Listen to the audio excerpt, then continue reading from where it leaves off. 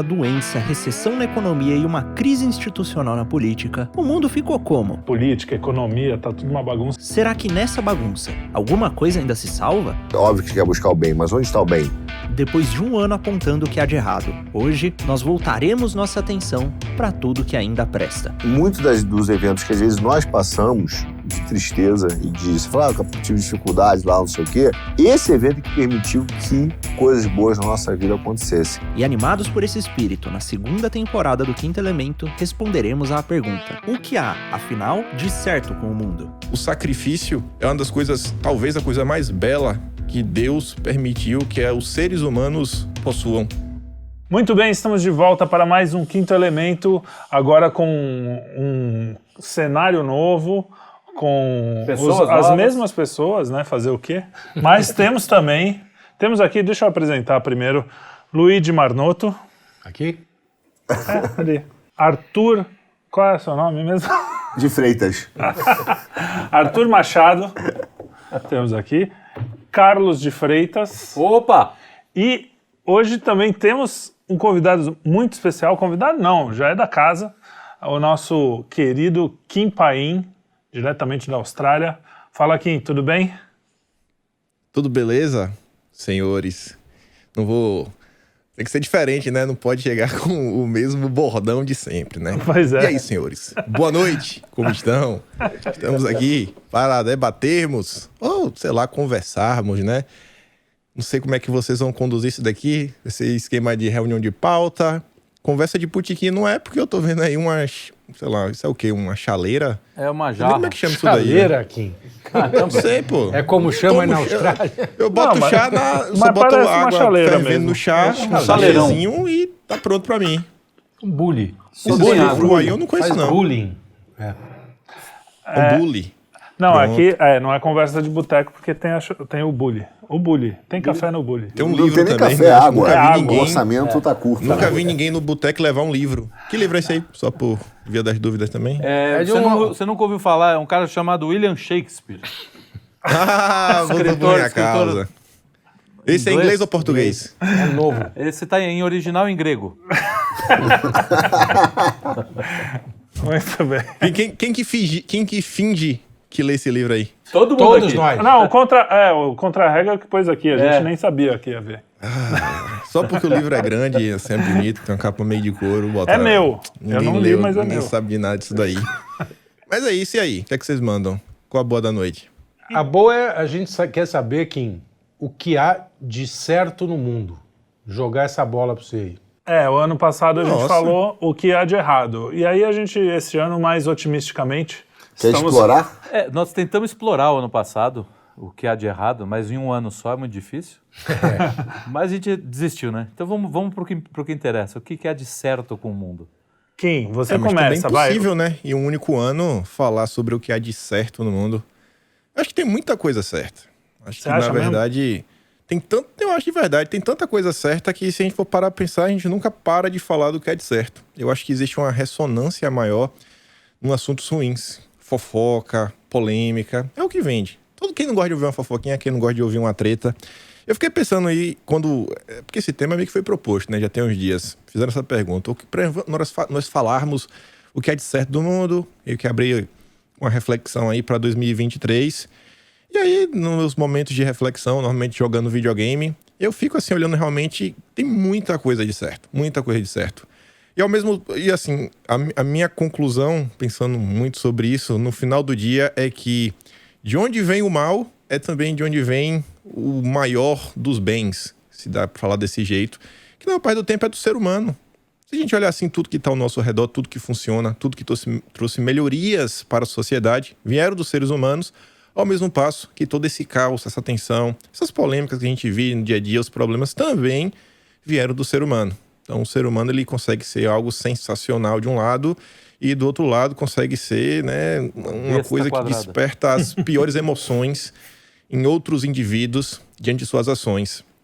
E aí eu lembro eu jogando videogame, eu questionava, né, assim, o próprio videogame olhar e falar, cara, olha como é engraçado assim as coisas, tudo, né? Até tem uma aula de Olavo que ele fala sobre isso, que é uma conversa que ele disse que um menino vai na casa de um amiguinho, né, acho que na Europa, não lembro onde era, e começa... E aí o pai de um perguntava o seguinte, vocês sabem como é que, acho que era o garfo era feito, ou o queijo era feito? E o cara começa a relatar todo um processo para mostrar quão complexa é a vida humana.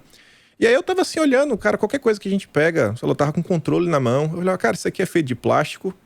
E aí você só pensar no plástico, né, no molde, se montar o molde, através de uma injetora e tudo mais, você fala, cara, desde aquele processo de extração do petróleo, que envolve um maquinário absurdo, que foi desenvolvido ao longo de anos e anos e anos e décadas e séculos, até realmente a gente conseguir uma estrutura que a gente tem nos dias de hoje, nos moldes do dia de hoje, que a gente depende de diversas pessoas só para extrair. Depois da extração, vem todo o trabalho de logística, expedição. E aí o ser humano é fantástico também. Navios, aviões, carros, cada vez mais tecnológicos, né, mais desenvolvidos, que traz tanta comodidade para o dia a dia, até chegar na ponta da linha que faz isso, faz aquilo outro, transformações químicas, etc, tudo mais, você tem pronto, você forma um molde só da parte de plástico.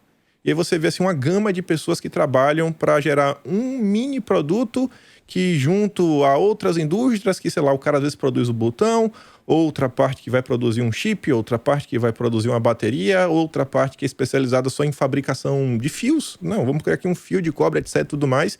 E aí junto você fala, cara, isso aqui é para montar um único controle. E você vê a capacidade que o ser humano tem de trabalhar em conjunto, de produzir coisas, e uma forma assim totalmente caótica.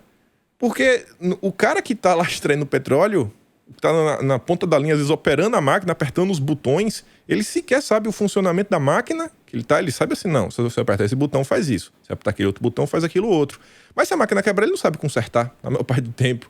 Você já precisa de outras pessoas, que essas outras pessoas, às vezes, não sabem nada sobre o petróleo, sobre a extração de petróleo e tudo mais, não sabe nada sobre logística, não sabe nada sobre o gerenciamento fiscal da empresa, que é uma coisa assim, você fala, cara, é um negócio que é totalmente caótico, que você tenta entender. Um único processo, às vezes, leva toda uma vida, toda uma eternidade. E você vê, bicho, olha, as coisas no final do dia funcionam. Pessoas de locais diferentes, descentralizados, sacrificam o seu tempo, né? Sacrificam o seu tempo, se dedicam, etc, tudo mais. E no final do dia produzem coisas para a melhoria de toda uma sociedade. Eu acho que, inclusive, essa palavra, o sacrifício, é uma das coisas, talvez a coisa mais bela que Deus permitiu que os seres humanos possuam. Eu, sei lá, achei que a gente olha para a natureza, deve ter algum caso onde a mãe protege o filhote e tudo mais. Só que eu acho que isso passa muito mais por um instinto. Se a gente olhar a própria Bíblia, né, a própria história do cristianismo, eu acho que tudo passa em torno do sacrifício. E, pelo menos para mim, e quando eu olho até as artes, tanto ocidentais quanto as orientais, eu gosto muito de animes, eu acho que assim que sempre o clímax é o sacrifício máximo. Não precisa necessariamente entregar a vida, mas aquele momento, sei lá, a gente pega uma Olimpíadas, uma Copa do Mundo, etc. Aquele momento que, sei lá, até qualquer criança na rua já brincou no passado, sabe como é? Você tá extremamente cansado e, sei lá, o cara chuta a bola, você vê a bola subindo, você fala, cara, eu tô morto, mas é o último momento, é a chance de fazer o gol, é o último sprint, é a última corrida, você corre, você vai, você faz, você tá completamente cansado, você tira forças, às vezes você não sabe de onde, e você faz o que, sei lá, diversas pessoas falavam que era impossível. Quando você olha, obviamente, um atleta é muito mais complexo, né? São anos e anos e anos de dedicação, de trabalho, e é dor no ombro, é dor no joelho, e é lesão, e é uma dieta regrada, é uma vida de cachorro, e apanha. Atletas profissionais ainda sofrem por parte, às vezes, de críticas dos próprios torcedores, imprensa, família, etc, tudo mais, e aí o cara entrega alguma coisa. E isso, sei lá, só falando a nível de esporte. Você olha também questão de tudo na vida, né? O sacrifício que o ser humano tem, e que traz diversas melhorias. Então, assim, se a gente for falar o que há de bom no mundo, tem tanta coisa, né? Tanta coisa. Acho que o ser humano, ele tem muito... O que você começou, muito bom, eu acho muitas que coisas boas para fornecer. É bom, o que há de certo e o que há de errado no mundo é uma coisa só, o ser humano. O ser humano que foi colocado aqui por Deus. Pode ser ruim, como a gente falou no ano passado, e pode ser bom pra caramba, como você está falando aqui. Sim. Justamente quando a gente entende esse sacrifício, né? Esse legado que a gente tem, né, que ele falou, que você pega essa cena aqui, imagina a quantidade de sacrifício empregado para que isso pudesse acontecer, né, ao longo de séculos, a filosofia por trás disso, né, para a gente chegar aqui. O Aristóteles lá, 2.500 anos, falando, não, o homem é racional. Por que ele é racional? Porque ele tem inteligência, ele tem vontade, a inteligência percebe o bem, e a vontade busca praticar o bem, né, e aí vai, ao longo disso, vem Cristo, né? A igreja se apropria desse legado filosófico grego, cria outra coisa mais bonita ainda, né? Então é isso aí, acho que o caminho que ele abriu é... Nossos ancestrais também, os portugueses, imagina aí, hoje em dia, é fácil falar assim, vocês estão em São Paulo, é fácil para vocês falar, não, vou sair de São Paulo, vou ir morar no interior. É fácil, vou morar na Amazônia, vou pro meio do mato. Lá ninguém vai te encher o saco. Ninguém vai te encher o saco, se tu for realmente pro meio do mato. Não, mas ninguém tem bastante mosquito para encher o saco ali. Mas tu for um ser humano, não vai te encher o saco. É fácil fazer isso? Agora imagina o cara sair da Europa, ainda que ele saiba que o Brasil existe. Quanto tempo não leva uma viagem dessa? Sem nada. Imagina a comida. Não era muito segura. Vou pescar um peixe. Pesca aí, come aí um peixe. Vamos ver se é simples. Não, a comida é uma coisa interessante, né? Porque a gente hoje sai, vai no supermercado, faz uma compra para uma semana, um mês, às vezes, e pronto. Pô, um cara, não na época dos portugueses, mas antes disso, nós humanos, a aventura humana já aconteceu de todo dia você, putz, preciso almoçar, você tem que sair para caçar alguma coisa, aí preciso jantar, precisa sair para... a gente reclama de descer o elevador, andar 2 quadras para ir no supermercado.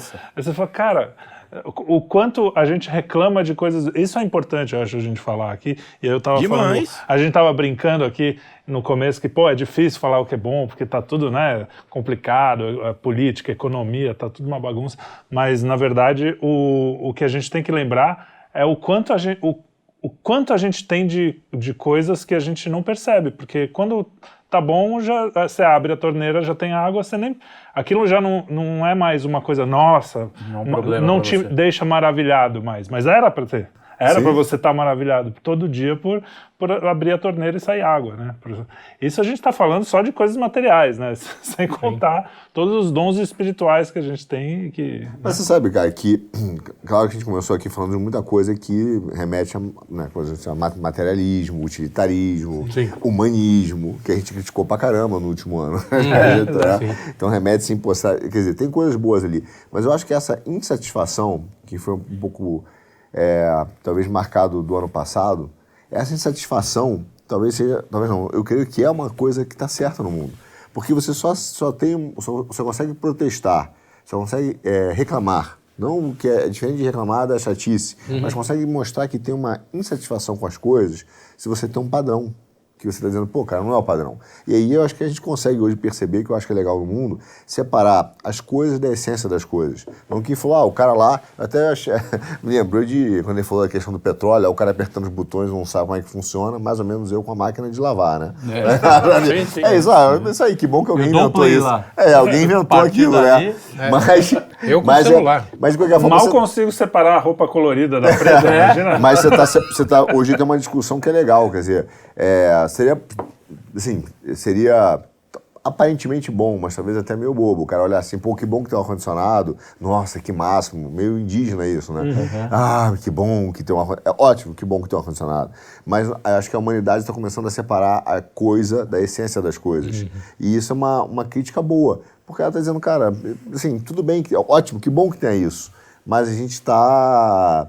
essa satisfação mostra uma vontade de buscar um aspecto, talvez, de utilização das coisas para o seu fim último, que é uma coisa legal. Mas essa insatisfação é a própria história do homem, né? Sim, é a aventura. A aventura humana é justamente essa. Como é que eu vou dar mais conforto? Como é que eu vou conseguir me estabelecer nesse mundo que é hostil, totalmente hostil, né? É o que a gente fala, fica no meio do mato durante uma semana. É a história que o Janjão conta, né? Do chinês. Joga um chinês na Amazônia e joga um chinês no centro de São Paulo. No centro de São Paulo ele toma uma dedada aqui, outra ali e daqui a pouco já está vendendo pastel. Na Amazônia não dura 3 dias. Né? Não, dura 1 hora. Dura 3 horas. Mas não sei se foi o cerne, porque você teve assim, tem um momento que teve curiosidade, o cara teve contemplação, o cara... eu acho que a marca da insatisfação, ela vem... É muito, muito forte, claro, que a gente está vivendo hoje. Né? Mais do que a curiosidade. Quando eu entrei na faculdade, por exemplo, engenharia, eu entrei pela curiosidade. Vamos fazer engenharia, descobrir algumas coisas que funcionam e tal. Hoje não. Hoje você vai em satisfação, você fala por que elas pararam de funcionar. Então é bom, eu não acho ruim essa questão. O Sócrates, quando chama as pessoas lá na Ágora, ele vai falar sobre isso. Fala, cara, vocês não estão vendo a verdade. Vocês estão vendo a aparência da verdade. Né? Essa insatisfação está no coração humano, que aí a gente pode expandir isso. Que é a busca por Deus, no que final. É a busca por no Deus. final, a gente tem uma perfeição ali, que aí é a ideia de Platão, né? Há uma perfeição que está no mundo, em tese, das ideias, não é, tô bem simplificando isso aqui, mas a gente conhece isso. A gente esqueceu, né? Seria a aletheia, eu diria, o esquecimento. Mas a gente sabe o que é. Por isso que a gente não consegue se satisfazer com nada que é terreno, né? Mas você me fez ter um insight agora, porque quando você fala assim, a gente está insatisfeito, reclamando muito esses últimos anos, principalmente, porque se você comparar com os anos 90, por exemplo, que a gente reclamava bem menos, o mundo parecia tão mais resolvido, vamos dizer assim. A gente, a não ser a esquerda que sempre reclama e tal, mas em geral, o homem médio de classe média brasileiro, assim, não estava muito, tá tudo mais ou menos, mas está bem. De repente, o mundo, a gente olha hoje tanto, e a gente falou muito disso esse ano, tanto das coisas muito ruins, dessa loucura que aconteceu com os wokes, com a esquerda, não sei o que lá, e esquece que tem um outro lado, que somos nós, e como nós, existem milhões de pessoas no mundo inteiro, que está reagindo a isso. É que a gente sempre olha o cara que está maluco. Sim. E esquece de olhar que junto com a gente, quantas... a gente não tem o poder midiático, a gente não tem... Poder, eles né? têm esse poder. Agora, em quantidade mesmo, eu tenho quase certeza, eu acho que eu posso afirmar categoricamente até, que a gente é a maioria. As pessoas lúcidas, as pessoas que têm contato com a realidade são a maioria. A famosa maioria silenciosa, né? Quer dizer, porque o cara também está tocando a vida, né? Tem mais o que fazer do que ficar reclamando. Mas é bom. Esse ponto aí eu acho que precisa de umas divisões. Eu acho que tem o seguinte, se você olhar para a maioria, eu acho que a maioria ainda é lúcida. Eu acho que a maioria ainda tem uma lucidez. Sim. Mas dos lúcidos, os que estão assim de olhos abertos e realmente entendendo e tentando ser um agente de mudança, eu acho que é uma parcela muito pequena. Sim. Eu ainda acho que é uma parcela muito pequena, que realmente está olhando as coisas, acompanha, fala, o mundo está mudando, ele está percebendo, né? Ele está olhando algumas coisas, ele começa a olhar alguns eventos não apenas numa ótica local, ele já começa a tentar pegar elementos assim internacionais, juntar as coisas, né, um conjunto de forças. Agora sim, por mais que eu ainda não acho que esse grupo seja um grupo grande, eu também olho isso com bons olhos, porque se a gente compara o estado das coisas hoje, o nível da discussão pública de diversos temas, e a gente comparar aí com a década de 90, aí você vê que realmente tem um abismo, né, um crescimento assim exponencial. É um crescimento exponencial. E que vem, eu acho que atrelado à questão da internet. Que é mais outro aí grande avanço, né? Um bem enorme, ao mesmo passo que vem todos os problemas. Sim. É aquela a faca de dois gumes. Isso com a nossa querida Tatiana aqui, que virou meio que um senso comum dos inteligentinhos em geral, falar que a internet deu voz aos idiotas. E realmente deu para muito, muito idiota. Que era um monopólio do judiciário. Exatamente. E da imprensa. Da imprensa. Da imprensa. Não, mas o curioso é o seguinte... Deu voz a outros idiotas. A mais. A quantidade de idiotas dando opinião e chegando em muita gente, multiplicou. Nem se compara aos tais anos 90 pré-internet. Mas o que eu dizia é o seguinte, isso é uma experiência que eu tive. A gente estava habituado com informações vindas da metrópole, né? Quer dizer, nós somos cosmopolitas. Então a gente olhava o Brasil profundo com um certo desprezo. Desprezo, ou assim, não fazia questão de saber, na verdade, entendeu? E a internet me mostrou um Brasil que realmente não conheceu. Com 63 anos de idade, eu estou vendo um Brasil aí que eu desconhecia por completo. E que é fantástico, né? E que é sensacional. Então, e claro, o arrogante cosmopolita achava que aquilo era, essa caipirada, né? Era aquela sensação de que caipira era meio idiota. Mas é engraçado aí, que isso vai você expandindo. descobre que idiotas somos nós, que só recebíamos informação da metrópole para a metrópole, né? Quer dizer, Rio de Janeiro, São Paulo, litoral. Lendo os jornais e escritos no Rio de Janeiro. jornais. Não é só no espaço, não é só no espaço que a gente descobriu, é no tempo também. No tempo. A gente, coisa que a gente está falando, por exemplo, a gente viveu um período aí, sei lá, desde os anos 50, muito pautado pela ideia de liberdade nos Estados Unidos, em que nenhum momento do mundo se teve tanta liberdade. Não é a história do homem, essa história de liberdade de falar qualquer E a gente coisa. achou que estava dado, E achou que estava dado, exatamente. A gente achou que esse problema estava resolvido. E não tá. A gente tá vendo agora que não tá. Né? Mas aí eu falo assim, cara, pensa o seguinte, faz um exercício. Como é que deveria ser na cabeça de um cristão comum o Império Romano ruiu? As invasões bárbaras vindo, né? Aquilo tudo... devastação por tudo que é lado. O que esse cara espera do futuro? Né? Eu estou dizendo assim, não, só para dizer que assim, a insatisfação, o medo e o perigo, ele está sempre em volta, permeando o ser humano, a nossa vida. Em alguns momentos da história humana, a gente conseguiu ordenar e falar, não, a gente consegue um caminho. E esse caminho vai sempre ser atacado. Sempre ser atacado. Né? Que é o que a gente está vivendo agora. Então, Galão, eu acho que a questão... Momentos curtos, não, só isso, só para dizer que são sempre momentos curtos, 20, 30 anos, às vezes, essa coisa, anos 50 nos Estados Unidos, que a gente vê que não é essa perfeição toda também, né? Que tem muita... mas causou muito mal, essa liberdade, ela acabou permitindo também coisas que a gente sabe que são... A gente lembrar que isso realmente não é a... Tem que ser batalhado. Como é que se diz? Não é a regra, é a exceção. E a gente lendo a Bíblia, conhecendo a tradição, vendo tudo, aí que, quando você tem essa perspectiva histórica, aí fica difícil você reclamar mesmo no sentido de que, tá tudo acabado. Quando você lê sobre a Babilônia, quando você lê sobre né, o próprio Império Romano, né, os mártires cristãos, você fala assim, pô, o cara ia cantando ser devorado por leão. Alguma coisa tinha ali. Será que não é isso que a gente tem que... Porque você vai na internet e fala assim, não, mas precisamos rezar. O cara, que rezar o quê? Precisamos botar pra fuder. Você fala, não, cara, isso tem um valor, senão os cristãos não teriam sobrevivido até hoje. Então, essa reviravolta que a gente vive, por exemplo, a gente fala, a gente tinha liberdade, talvez hoje, que é muito bom, seja a percepção de que aquilo não era liberdade. Isso é uma das coisas boas. Excelente. Então, essa volta que as pessoas estão dizendo hoje, acusando, em bom sentido, né? Olha, aquilo não é liberdade, eu quero a verdadeira liberdade. Quando você fala, vamos orar, o cara reclama, você voltar para a internet e dizer, vamos orar, porque isso tinha ficado meio que no bastidor.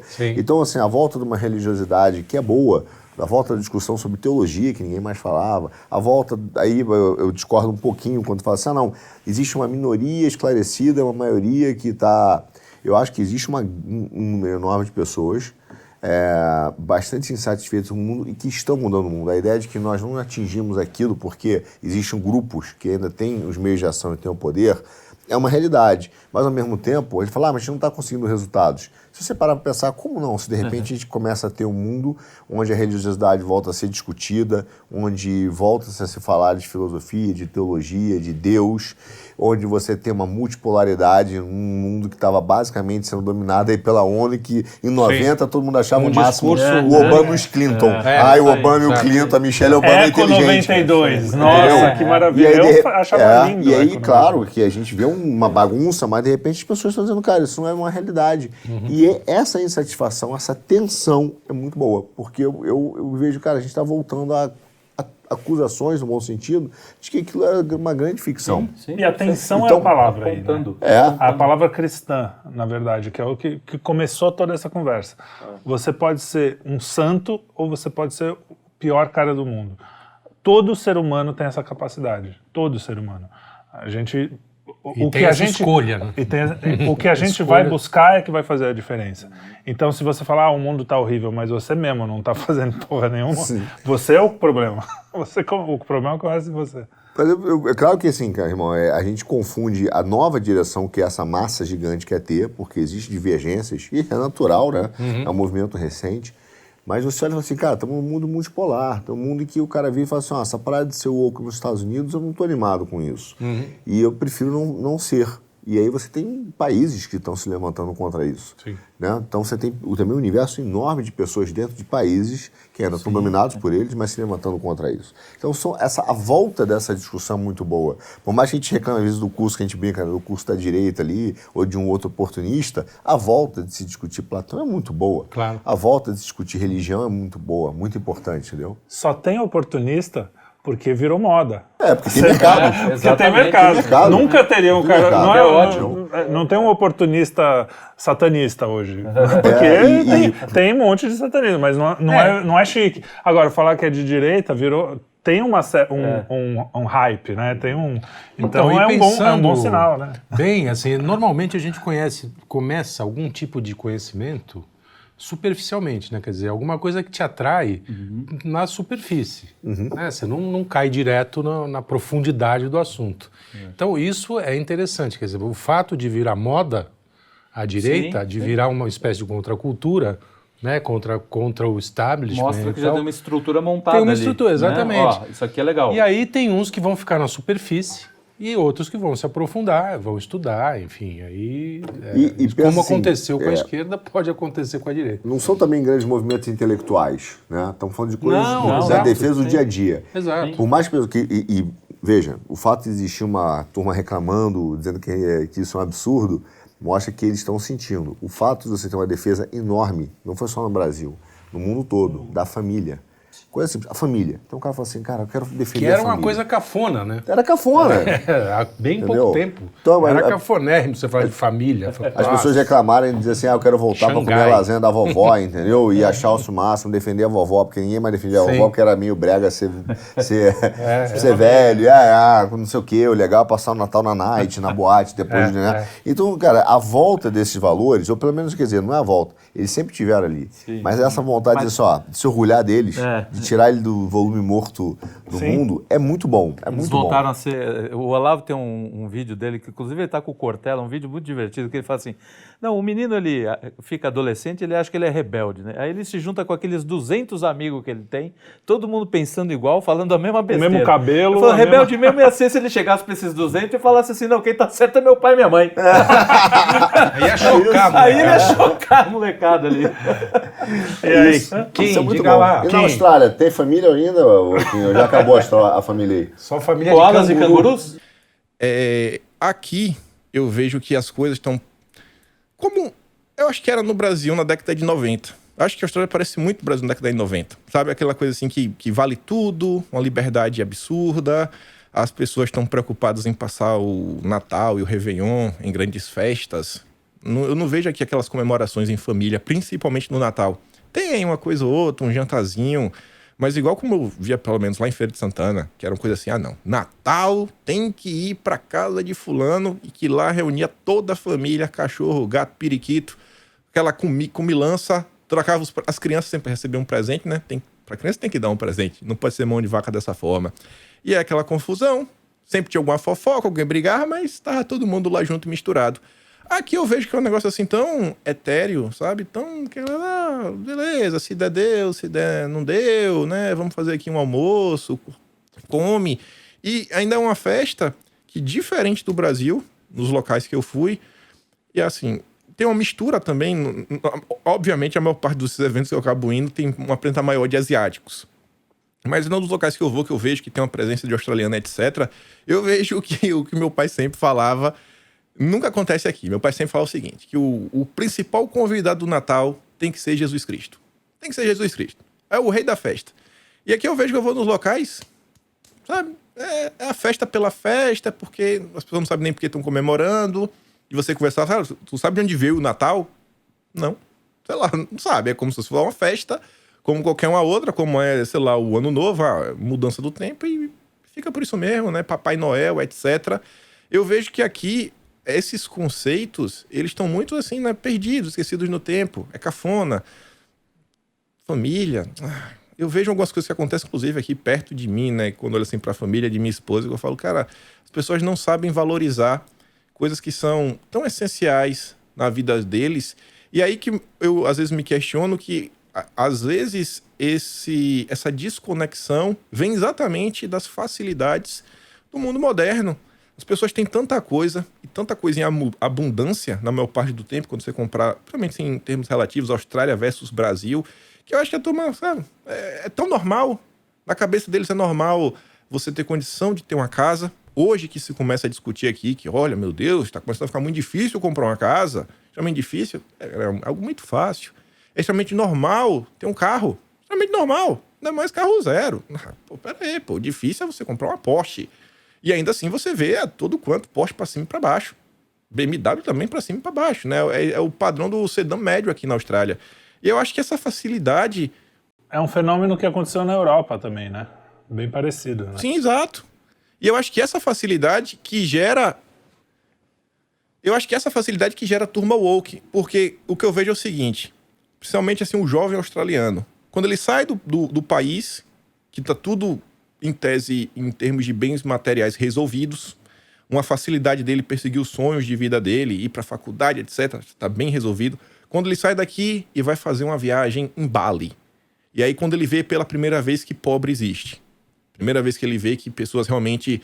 Não é que eles moram na rua. Morar na rua é você ter um mendigo. Aí o cara lança, o cara é mendigo não porque ele é pobre, mas porque ele quer ser mendigo. Normalmente na Austrália é isso. Só que quando ele vai no país e fala, cara, a galera que não é mendiga porque é vagabundo, porque quer ser, etc. Não, o cara é mendigo porque realmente as coisas estão difíceis. Aí o cara fala, bicho, olha a condição de vida que a pessoa mora. Meu Deus do céu. Cara, que absurdo isso aqui. A galera não tá conseguindo comprar comida. E eu acho que isso meio que choca eles. E aí desperta. Temos que fazer alguma coisa pelo planeta. Temos que ajudar as pessoas, etc. Tudo mais. E aí, na maior parte do tempo, cai na conversa mole, das ONGs, etc. E tudo mais. Tanto que você caminha nas ruas aqui, tem diversas pessoas que o trabalho delas eles têm um tabletzinho, eles sempre trabalham para algum tipo de ONG e tenta... Não, você não quer contribuir aqui com 5, 10 dólares por mês para essa causa, etc. Uma vez a turma da WWF me abordou, eu parei para conversar. Não, porque o Brasil, a gente ajuda o Brasil, eu não sabia que era brasileiro. Eu comecei a perguntar. Você vê que não sabia nada. Sabia nada. Falei, então onde é que fica isso aqui? Onde é que fica aquilo outro? Cara, esse problema que tu tá falando não existe.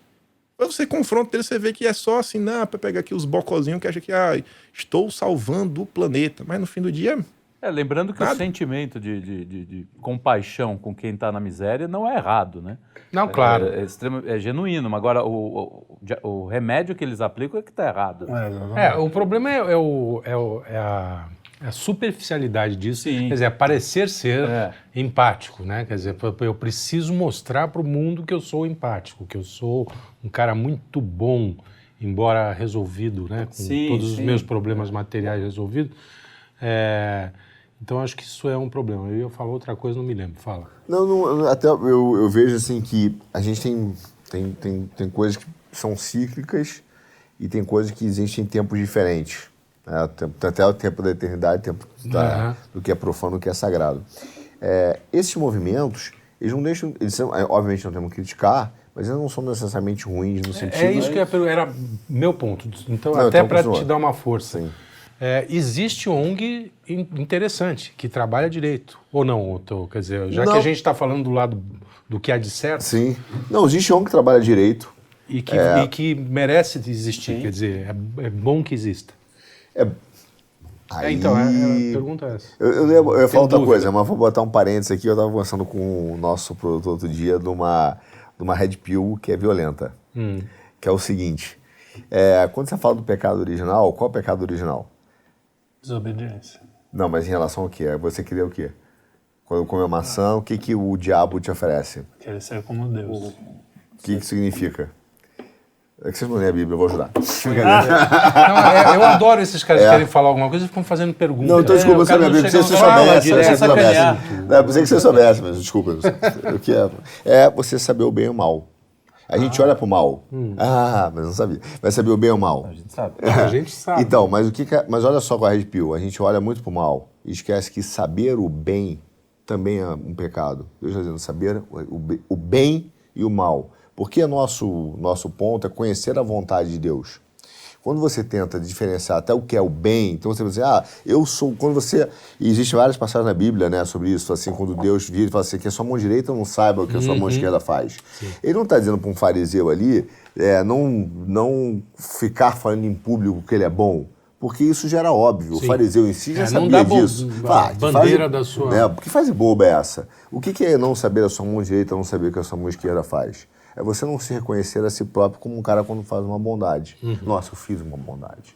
Entende? Outro exemplo bíblico é quando Deus lá falou, olha, vocês à direita, tal, vocês à esquerda, vocês à esquerda vão pro inferno, tal. Porque ele fala, mas por quê? Porque eu bati na sua casa, você não me alimentou, não sei o quê. E você? Aí eles perguntam, mas quando nós fizemos isso?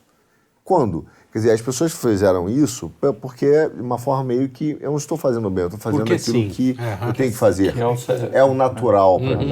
Então, quando a gente fala da ONG ser boa, quer dizer, não é que tem coisas boas de ser ONG, tem, mas não necessariamente o bem nesse sentido, mas não era o que eu ia falar, era só um parênteses disso. Que eu ia dizer o seguinte, essa questão da sacralidade do tempo, quando o cara está lá dizendo, eu não quero mais a família, eles já estão procurando a ONG, estão formando os woke, no final das contas, tem um lado que é o seguinte, cara, ele está procurando isso porque eles estão tentando encontrar uma resposta, eles estão vendo que a resposta inicial era vazia.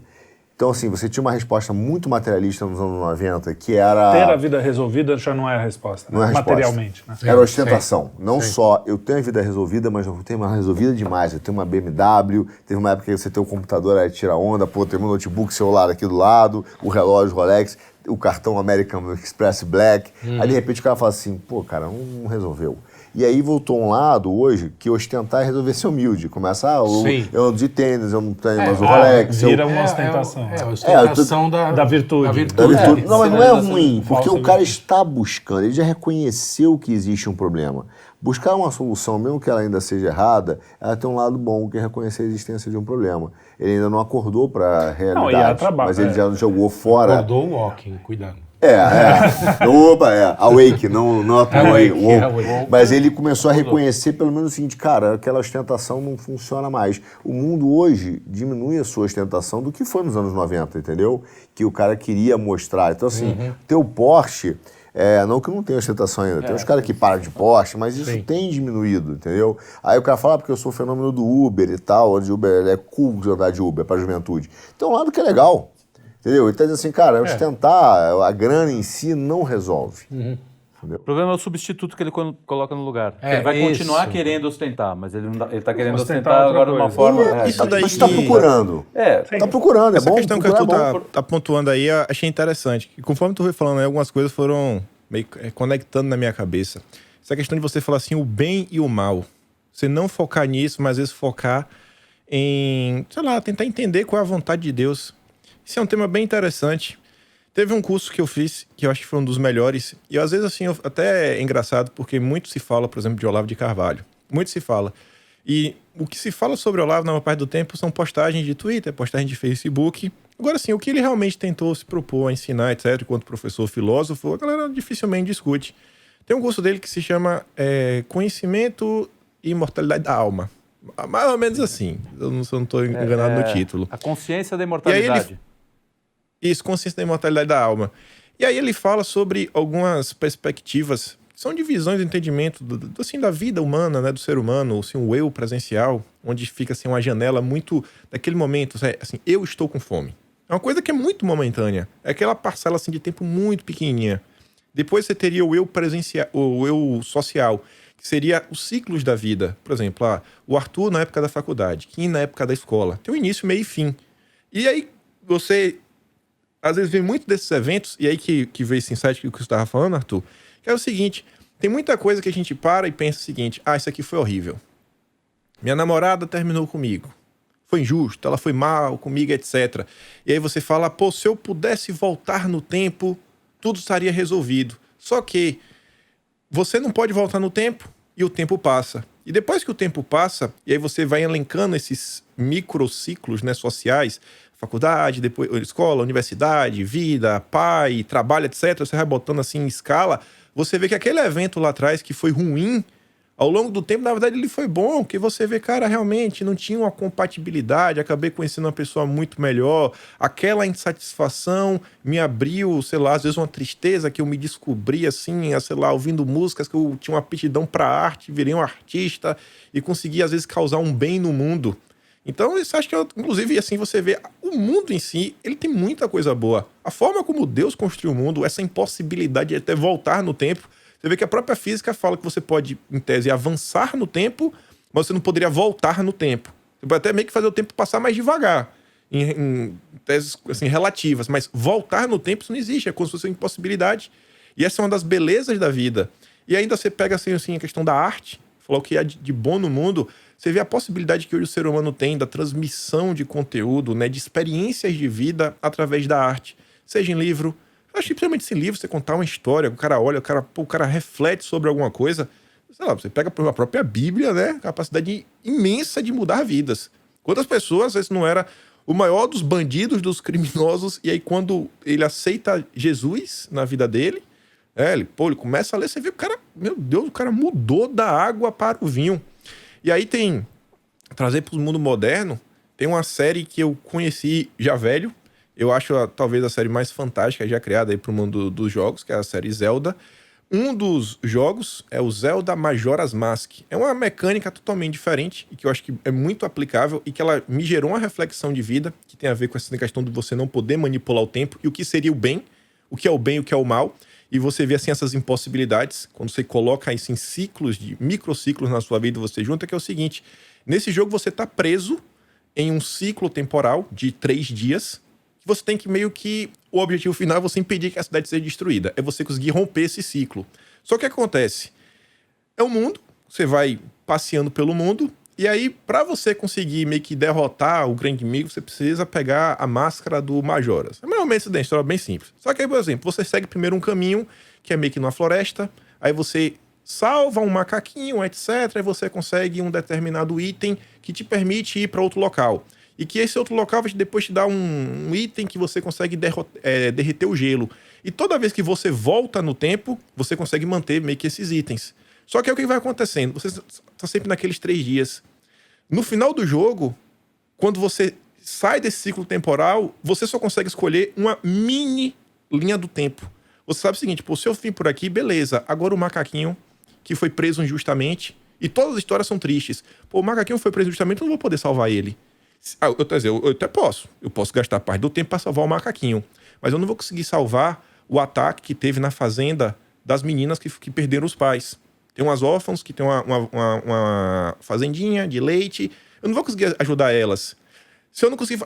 talvez eu consiga fazer esses 2. Mas tem o caso do menino que recebeu uma maldição, que na verdade era um cara que virou uma criança, e por causa disso o casamento dele não ocorreu.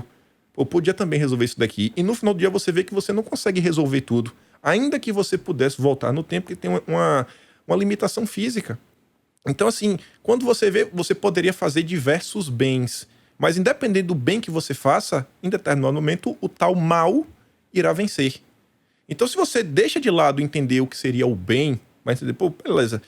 E o mal vai existir. O mal tá aí, o bem também tá aí. Muita coisa... E nada que acontece nesse mundo, ele acontece dissociado da vontade de Deus. Deus sabe tudo que está acontecendo.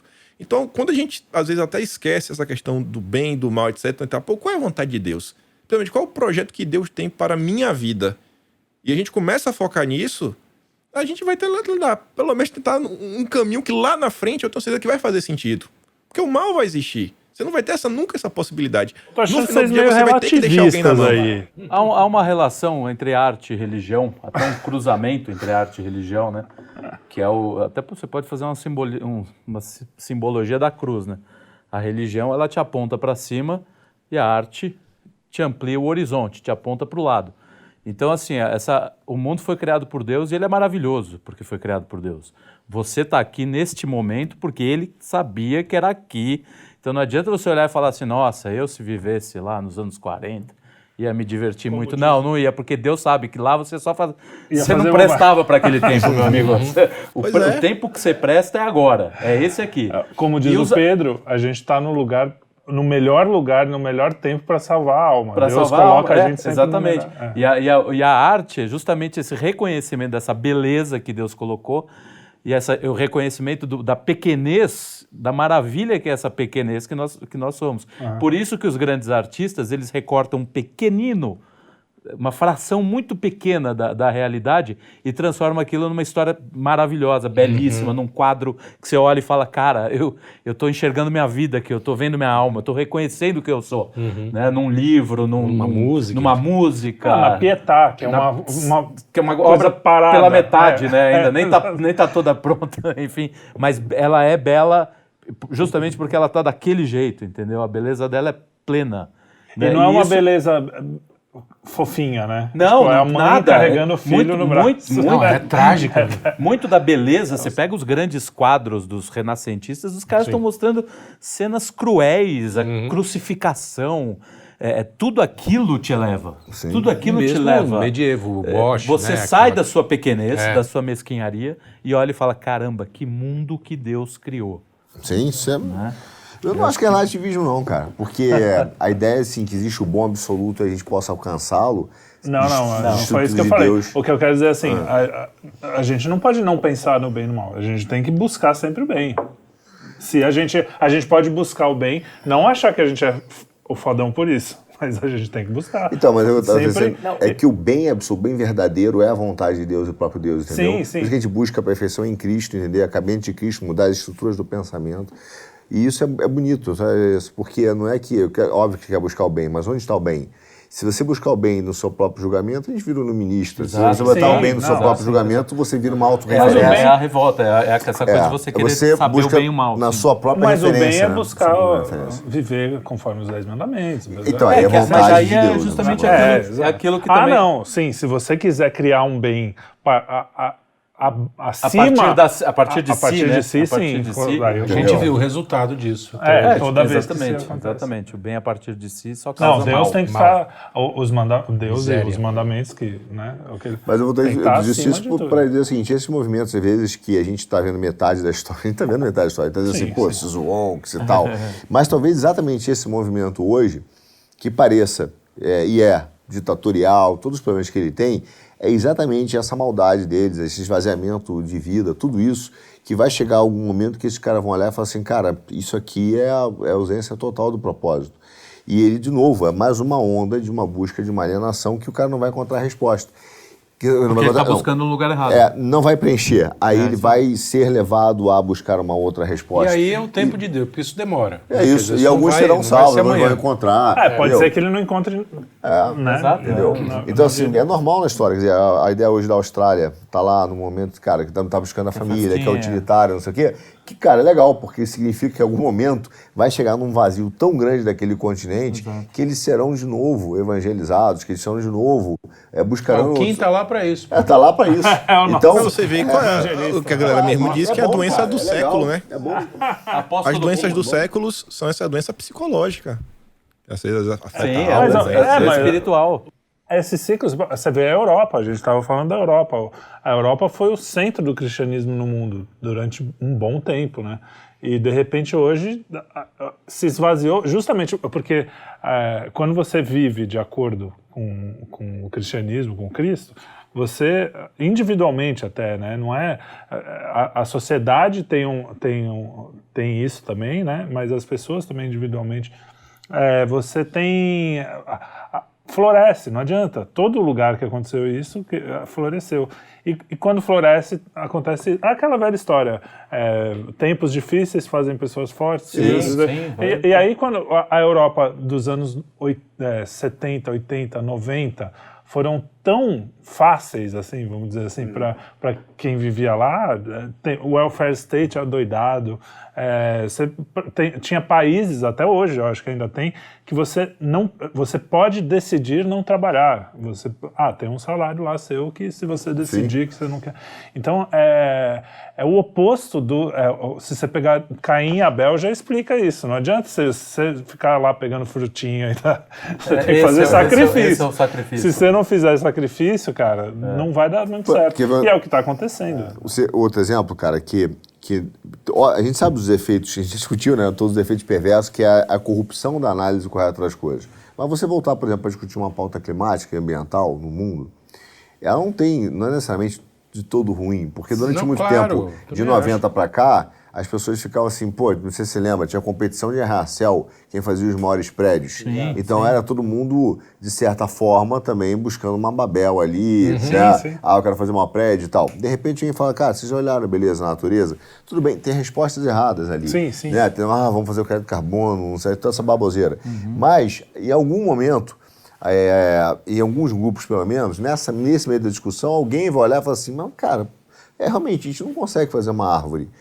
Aí vai ter um maluco que fala assim, vamos tentar mimetizar Deus, né? E vamos dar um jeito de a gente produzir uma árvore, a gente, do zero e tal, beleza. Mas a gente não consegue, a gente precisa da semente. Então, mas alguém vai assim, pô, alguém fez isso, né, cara? Alguém fez isso, por que alguém? E aí alguém começa esse questionamento. E, de certa forma, essa discussão remete a alguns grupos à própria questão de Deus. Então, assim, tem discussões que são boas, Às vezes que são válidas, só estamos com a resposta errada. Às vezes surge de um incômodo, o cara cria uma coisa, daí, sei lá, a soja, vai.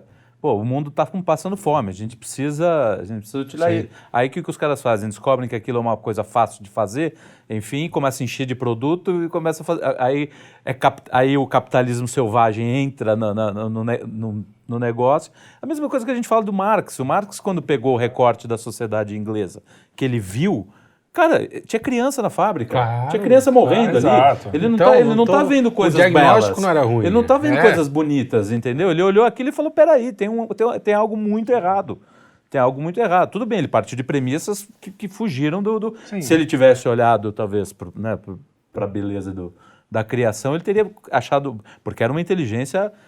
Nós estamos vivendo as consequências do que ele pensou até hoje. Até hoje, né? Claro. Então, uma inteligência... Não dá para você dizer que esse cara era um completo pateta. O cara que fala lá, que refuta Marx em 2 linhas, ele é um pateta, é um pateta, né? Desculpa.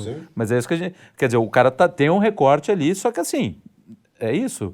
Não é errado você sentir isso, falar... Agora, né? A gente tem aí, a Bíblia está aí, tem um manual de instrução do homem, não precisa inventar, não precisa tirar, né? Curioso, eu estava lendo esses dias a história da Revolução Soviética, aquele Zrerinsky, sei lá, não vou saber o nome do cara. Mais consoante que vogal, né? Esse cara era de origem polonesa e tal, mas era um dos queridos do Lenin, porque ele passou boa parte da vida sendo preso e torturado pelo czarismo, enfim, era um revolucionário. E o Lenin tinha muita admiração por ele. Um homem forte, um cara sim. Como revolucionário, esse cara é fodido. E aí o Lenin meio que deixou para ele escolher qual era o cargo que ele queria. E aí ele diz, olha, o que me fez marxista foi quando eu vi crianças com fome num lugar X, não sei o que lá, e sendo maltratadas e tal. Então eu quero, Ministério do Cuidado das Crianças, alguma porra dessa, uma coisa burocrática lá. O Lenin falou, não, você vai cuidar da chaca, é chaca, né, que chamava... Chaca. Que a polícia... Checa. Agência de checagem. Foi uma das agências policiais mais violentas do mundo. Num dia, esse cara executou 150 pessoas numa cidade pequenininha. Entendeu? O cara virou um demônio. E ele era todo empático, né? Falou assim, e claro, ele estava trabalhando para o bem maior, para a revolução. Então aí a gente chega aonde eu queria chegar. O mundo é um vale de lágrimas, nós sabemos disso. O mundo não é para ser perfeito. O maior problema do mundo, que quando a gente falou que há de errado, sempre está ligado às pessoas quererem consertar um mundo que é imperfeito, certo? Que é decaído. E que, tornarem ele perfeito. O que há de bom no mundo, a gente pode começar olhando, assim, bom, isso que a gente está passando, todos esses problemas que a gente está vendo, são parte de um mundo decaído. E o que a gente pode fazer para melhorar é ser um pouquinho melhor com os nossos próximos. Até aí eu entro na coisa, algumas ONGs, como por exemplo, aquela coisa de vocês darem comida pro pessoal. Na caridade. É uma coisa. A caridade porra. A caridade faz parte, né? É uma virtude. Então você querer consertar um pouquinho Sabendo que não tem um conserto, não vai ser uma coisa que vai resolver, mas você ir fechando uma ferida aqui, uma ali, é o que a gente faz. O conserto é parte da nossa passagem aqui. Tentar consertar o que está ao nosso alcance. Porque também não dá para falar, é um vale de lágrimas. O problema é tentar transformar o paraíso, trazer o paraíso para a terra. Que isso jamais vai ser feito. E a ideia deles é essa, prática. Não tem, porque é imanente, não há transcendência nenhuma. Então, onde eu vou buscar isso? Eu tenho que buscar aqui e agora. Materialismo. Né? Para isso, eu não me importo de passar por cima de pessoas que não veem isso como eu vejo. Até porque não tem um sentido de transcendência. Então, para eles, o paraíso na Terra passa necessariamente pela eliminação daqueles que não querem isso. Talvez, Carlão, eu digo que, assim, fazendo esses trabalhos, né, e que a gente fala, mas digo o seguinte, a frustração, uma frase que talvez seja mal entendida, né? A frustração de sempre tentar consertar o mundo e não conseguir, talvez seja uma das coisas que há de melhor no mundo. Porque você reconhece a sua impossibilidade absoluta de consertar. Então, assim, quando você faz, por exemplo, uma missão, você faz assim, você vai na Cracolândia, as pessoas falam, tal, o que acontece? Na verdade, você alimenta o cara, tá? Aí você volta para casa, toma um banho e fala, que bom. Mas tem uma frustração enorme, domingo que vem você tem que estar lá. Sim. E é extremamente frustrante, por quê? Você parte de um sonho que você vai levar a comida pro cara, o cara vai dizer assim, nossa, você vai dar bia pra ele e dizer, nossa, tirei o cara da Cracolândia. Fazer uma brincadeira aqui, uma analogia, que nem aquele sonho do cara de tirar a música do Reginaldo Rossi, né? Vou tirar você desse lugar e tal, tirar a moça do prostíbulo. E aí o cara vive numa frustração, não, porque não tira a moça do prostíbulo. O Daí José, vamos ser justos. O Daí José. E aí o cara tá lá sempre, a moça tá sempre lá. E aí você fala, cara, que coisa, eu ofereci tudo pra ela e ela prefere essa vida. Na verdade, aquela frustração, porque ela é um pouco de você, porque você também escolhe essa vida, né? Então você, na verdade, precisa de um auxílio externo e é frustrante mesmo. E é frustrante ver aquele cara de novo lá, né, na Cracolândia. É muito frustrante. Só que essa frustração é uma coisa boa do mundo. Porque senão nós seríamos capazes de consertá-los e nós não precisaríamos de Deus. Então, quando o cara vira e fala assim, tá frustrante a minha vida, depois você, no final das contas, você tem que dizer assim, que bom.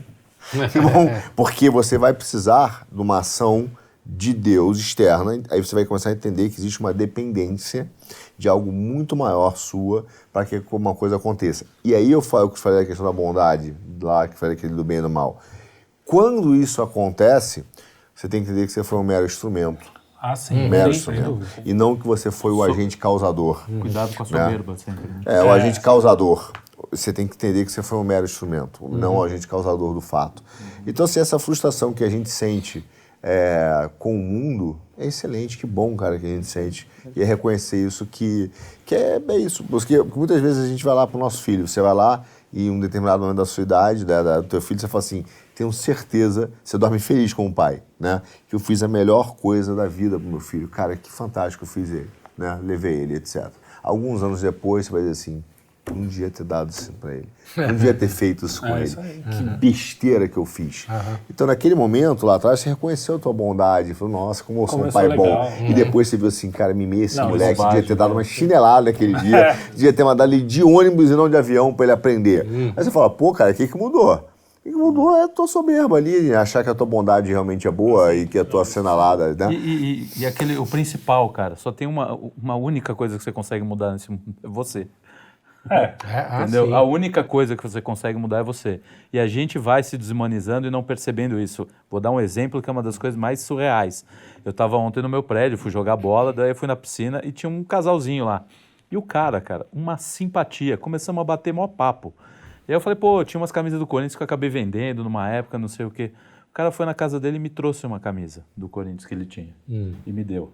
Eu falei, que legal, onde é que você mora? Eu falei, eu moro no 12 lá. É o cara que tem o Lula. Você devolveu a camisa do Corinthians? Não, cara, não, é justamente isso. Mas o corintiano é sempre petista.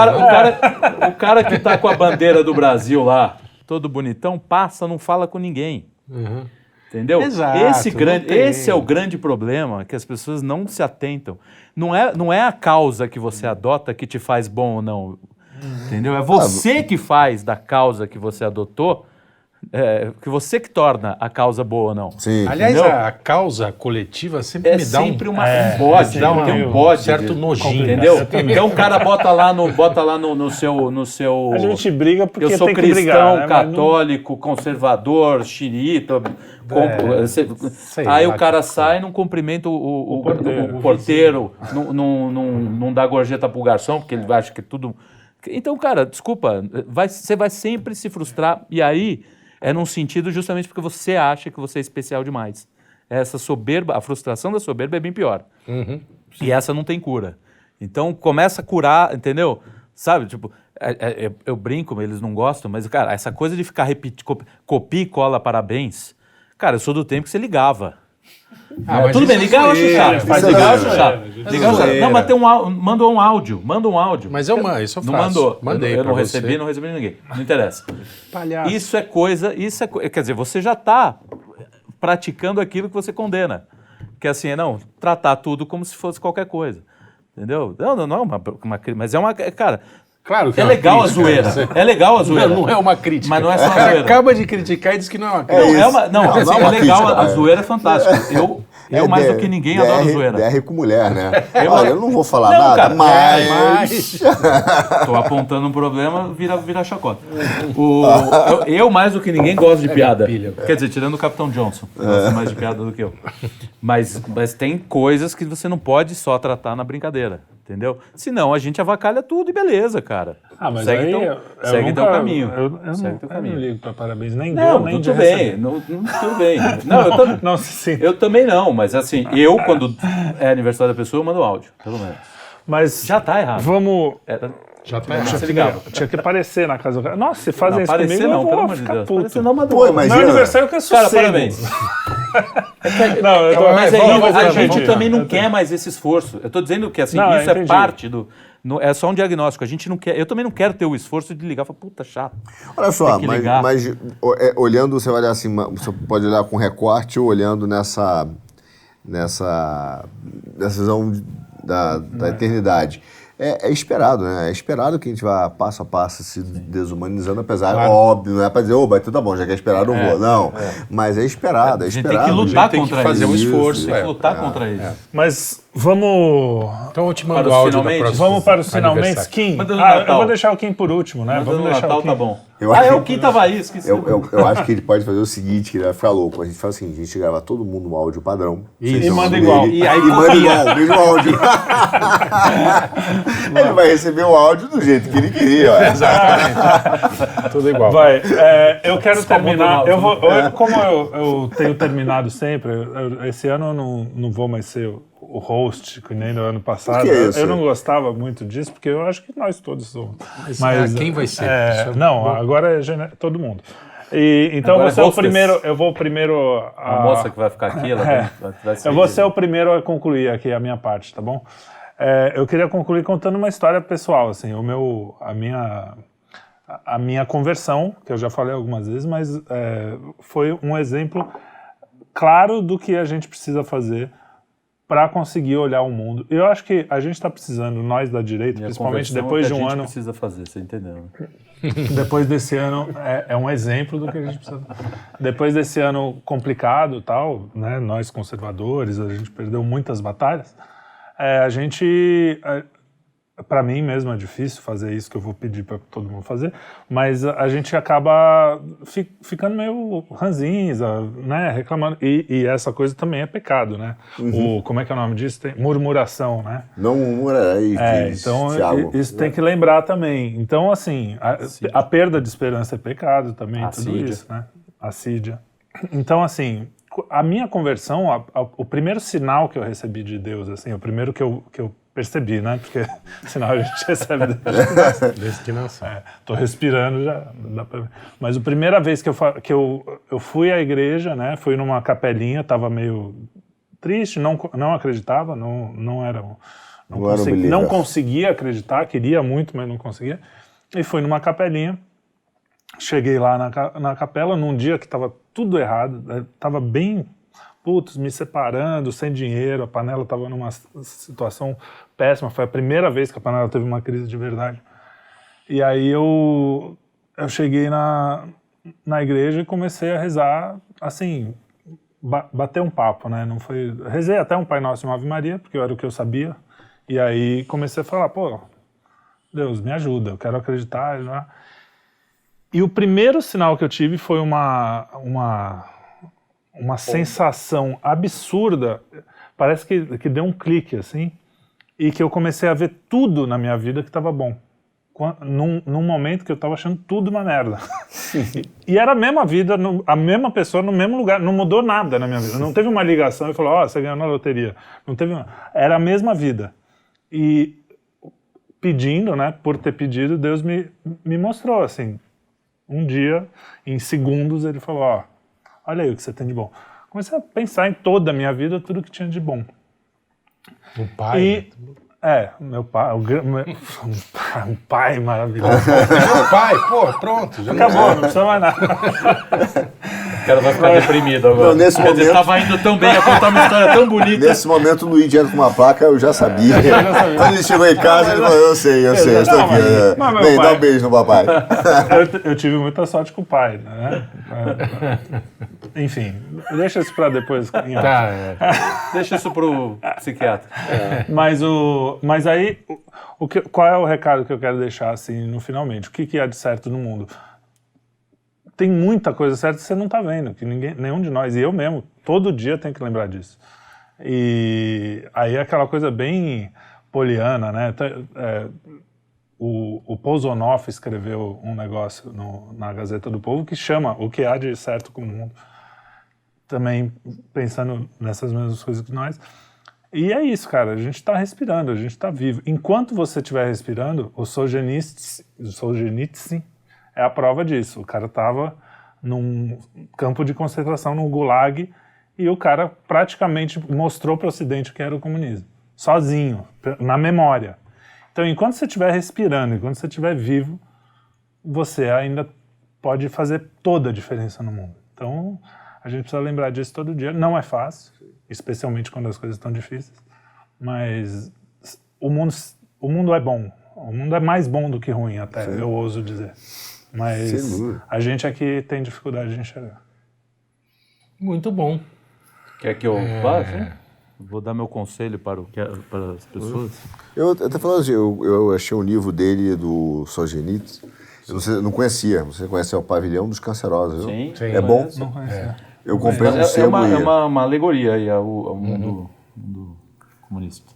É ficção. É ficção também. É ficção. Por isso que eu achei isso. Tinha um lag. Também é ficção. É ficção.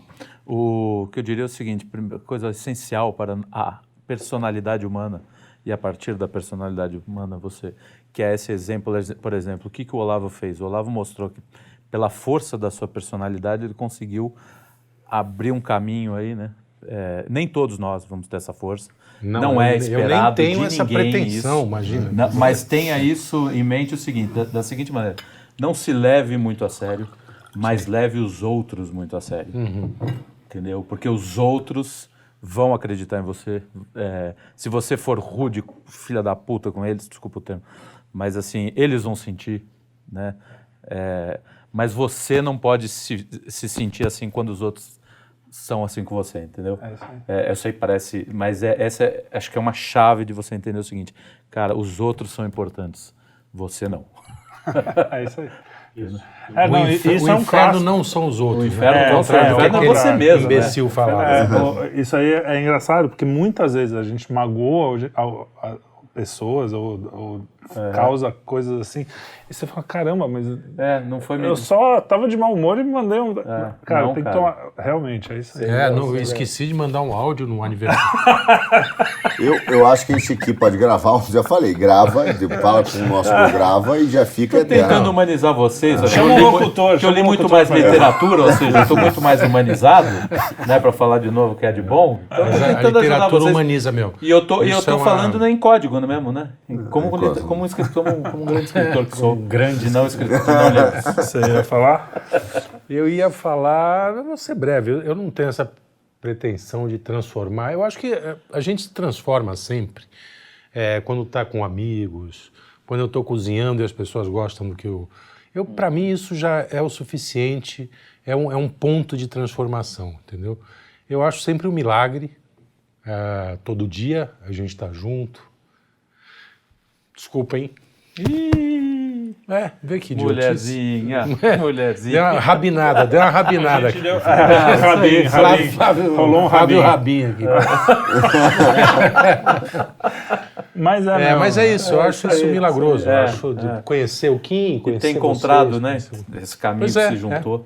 Eu acho isso. E graças àquela coisa que a gente isso sempre... é de bom, o que há de bom. Graças a uma coisa que a gente vive reclamando, que é a internet. Não fosse isso, não estaríamos aqui sentados hoje. Claro. Não só pelo fato da gente estar transmitindo pela internet, mas da gente se conhecer mesmo. Sim. Cara, Deus é a internet. Eu me reconheci muito nas suas palavras, porque uma das coisas que, por exemplo, para mim marca muito o entendimento da minha conversão, não querendo falar da conversão de ninguém, nem impor isso como um critério. É a capacidade mas mesmo assim. É a capacidade de ter essa... vou dizer, isso é uma coisa muito boa no mundo, porque ela é permanente, né? Então, é a capacidade de você, de repente, mudar a visão da escassez pela visão da graça. Então, não aquilo que te falta, mas, cara, começar a reconhecer as coisas que você tem. Parece clichêzão, né? Mas reconhecer, você olha as coisas que você tem. Então, você muda essa capacidade de visão. Às vezes o clichê é bom, viu, cara? O clichê não é à toa que ele é um clichê. Nem sempre. O chavão é ruim, o clichê pode ser bom. E o que a gente falou do entendimento, às vezes as pessoas falam assim, mas a minha vida tá frustrante, mas tá triste, mas veja, não estão... Nem todo mundo ainda conhece Cristo, nossa, nem todo mundo conhece, né? Então que ele destrui a família, e você olha todas essas tensões, mas ao mesmo tempo, o que acontece? Às vezes a gente tem várias frustrações, e essas frustrações nascem de uma vontade que você queria que tivesse uma realidade ideal, que no fundo é que você gostaria que fosse, e você tem uma frustração porque na verdade foi uma expectativa, a tua realidade foi diferente. Então vou mandar outro para ver se eu reajo. Ele fala, se mandar outro eu vou embora. Que é a ideia de que a infelicidade é a realidade menos a expectativa, né? Mas isso vem de uma vontade de você olhar o mundo e falar assim, eu gostaria que o mundo fosse assim. E teve momentos que esse ano, né? Às vezes até já tivemos isso, eu e nossos produtores aqui, a gente queria que acontecesse uma coisa, assim, cara, não aconteceu. Naquele momento, assim, foi frustrante. Meses depois, como se Deus nos ensina... A gente olhou e falou assim, ainda bem que não aconteceu. Né? Imagina onde a gente já está agora. Então, essa insatisfação faz parte, eu acho que reclamar, o Thiago fala, não murmurareis, né, da tua vida, as coisas, porque são entendimentos, são formas de vida e tal, são aprendizados, mas no final, muitos dos eventos que às vezes nós passamos, nós aqui, né, de tristeza e de, você fala, eu tive dificuldade lá, não sei o quê, esse evento é que permitiu que coisas boas na nossa vida acontecessem. Saber olhar a coisa sobre a expectativa da eternidade, como quem disse lá no início do Olavo, livro do Olavo, né? Sobre essa vida da eternidade, sobre esse tempo único do sagrado, não do profano, eu vejo como uma coisa que é muito boa no mundo. Talvez o que a gente tem que fazer foi o que você falou, apenas olhar, mudar a forma de visão da graça, da escassez pela graça. Sim. E isso muda, cara. Virar essa chave aí, que não é fácil. Tudo. Não é fácil. Sem Deus é impossível. Eu tenho muita dificuldade. Você sabe disso. Hoje, quando eu vejo Sou craque no murmúrio, pô. Todos nós. Né? Quando eu tenho os Oaks, por exemplo, a gente ouve coisas que a gente vê da esquerda, quando a gente tá no meio, cara, a gente vê esse ministério que surge aí. De repente você fala assim, cara, vamos lá, isso não pode ser bom, né? Não, somente não é bom. Mas não é o mal que terá efeitos. Deus usará de alguma forma, nem que seja para as pessoas dizerem realmente isso é uma porcaria. Tá aí, tu experimenta um pouco dessa porcaria, né? Toma altas doses. Né? Tem uma frase que eu li outro dia que foi muito boa. Que ela falou assim, se você tomar uma dosezinha de ateísmo, você vira um ateu. Mas se você tomar um porre de ateísmo, você vai procurar Deus. Então a frase é muito boa. Deixa eles tomarem o porre de ateísmo. Vou procurar. Eu li agora na viagem. Eu vou catar no livro. Ele falou, toma uns porres de ateísmo que você vai procurar Deus. Deixa eles tomarem o porre de ateísmo. E o mundo ele foi não é Deus bom. Através de alguém. Ele está sendo restaurado. E essa restauração é boa e tem sinais bons. Kim, finaliza aí para nós. Já vou dar um sucintamente. o que vocês falaram aí tudo aí, desde o que o Trelli falou, etc., pra mim faz muito sentido. Eu não acho que eu tenho como narrar minha conversão, porque, sei lá, acho que desde que eu sou criança, eu me vejo como um cristão. Pra mim sempre foi, sei lá, nunca foi uma coisa passível na minha vida de questionamento. Se eu for tentar listar as vezes que eu acho que Deus falou comigo, meu Deus do céu. Aí a gente vai ter que gravar um podcast de 5 horas para explicar por que eu acho que Deus falou comigo naquelas determinadas situações. Eu sempre comento, até com o nosso produtor, ele falou, cara, eu tento não reclamar da vida, porque até o momento, quando eu olho pro que tá acontecendo no mundo, o que acontece na minha vida no dia a dia, eu acho que até então, Deus vem me tratando como um de seus filhos favoritos. Então, que eu pergunto, pai, minha vida é tão boa. E eu realmente acho que a vida é boa, porque quando eu paro e penso, desde a questão até da comida, cara, eu nunca tive problema em minha vida, desde criança, de falar, pô, não tem nada pra comer, sabe? O máximo é falar que não tem nada pra comer com a geladeira cheia, que é o que a galera faz, né? Abre a geladeira, tem suco, tem isso, aquilo lá, não tem nada, bicho. É uma quantidade de comida, deixa de ser preguiçoso e cozinhar alguma coisa. Então, cara, nunca faltou comida em minha vida, nunca senti frio. Uma coisa que acho que as pessoas hoje, sei lá, sentiu frio, botei um casaco, né? É só aquele incômodo. Mas é uma coisa que ainda rola no mundo. Realmente sentir frio. Você tá pra cá, como tá frio, você dormir com frio ou dormir num calor extremo, que é a questão do mosquito. Então, assim, essas grandes intempéries da vida, eu acho que não sou eu, como a maioria de nós hoje em dia já não vive mais. A gente vive um mundo relativamente confortável, mesmo com todos os problemas. E o que eu acho, assim, que existe de melhor, e que até voltando até lá no início no sacrifício, que talvez a gente tente encaixar o animal, né, sei lá, o instinto dele também tá baseado no sacrifício, sei lá, a mãe defendendo o filhote, mas tem uma coisa que eu acho que nenhum animal faz, só o ser humano faz, que é sonhar. Acho que é a única coisa que o ser humano tem capacidade de fazer, e eu acho que é uma coisa que hoje em dia tem falta na sociedade. Acho que falta as pessoas sonharem, realmente ter um sonho. Sonho, não é desejo. Desejo é assim, eu quero comprar um carro, eu quero uma casa. Um sonho. Normalmente o sonho é aquela coisa que você não vai conseguir resolver tendo dinheiro. Você não vai conseguir. Talvez dinheiro seja um meio para você chegar, mas se você pode comprar com dinheiro, isso não é um sonho. E eu sinto que isso falta nas pessoas. E eu acho que quando você tem realmente assim um sonho, e que normalmente dificilmente o seu sonho vai tirar alguma coisa de alguém, que também está tirando coisa de alguém, acho que dificilmente vai ser um sonho. Senão você tem um problema muito grande. Eu acho que você tá já num bom caminho. As pessoas precisam voltar a sonhar mais. Essa foi uma pergunta que assolou minha vida, sei lá, uns 5, 10 anos. E assim, eu falei, bicho, porque eu me questionei isso muito cedo ainda, achei que eu era adolescente. Eu assisti One Piece, o anime, e tinha lá, o cara falou, pô, gira em torno disso, né? As pessoas, todo mundo que são os personagens principais, possuem um sonho. E eu ficava, rapaz, qual é o meu sonho? Eu lembro que eu cheguei na escola, perguntei pros meus colegas, as pessoas riram, sei lá, meu sonho é ter um carro, uma casa. Eu falei, cara, não faz sentido pra mim. Eu lembro que ainda fui pra faculdade e perguntar às pessoas também, sabe, as pessoas não tinham sonho.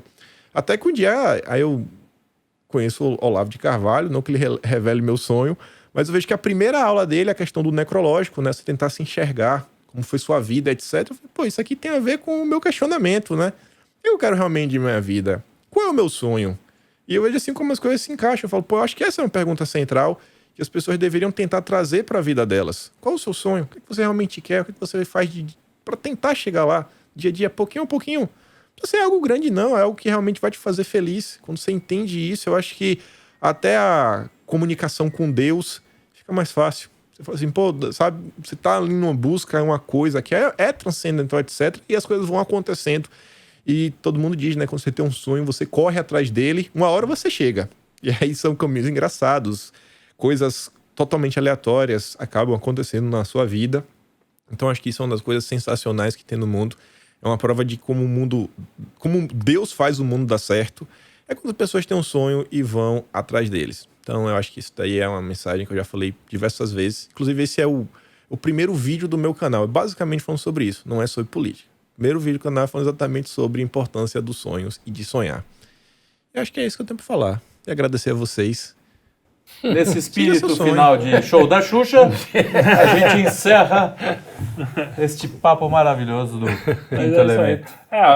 Acho que ele chama de sonho vocação, né? É o que Deus fez você. Tá coberto de razão. Para que Deus fez você, né? Exato. É você descobrir, porque ele fez você para alguma coisa. E se você descobre e você está alinhado com isso, é a melhor coisa do mundo mesmo. Você tem toda a razão, Kim Paim. É isso aí. Fechou. Beijinho. Tchau, tchau. Este foi o primeiro Quinto Elemento da nossa nova temporada. Muito obrigado a todos. Obrigado a vocês também, meus companheiros de bancada. De mesa. Companheiros de bancada. Eu fui reduzido a isso. O mano chamou de camarada, né? Nós estamos num novo mundo, né? Talvez seja obrigado a fazer isso no decorrer do ano. A gente vai se maquiar aqui de vermelhinho. Então, até o próximo Quinto Elemento. Até. Abraço Até. a todos. Valeu.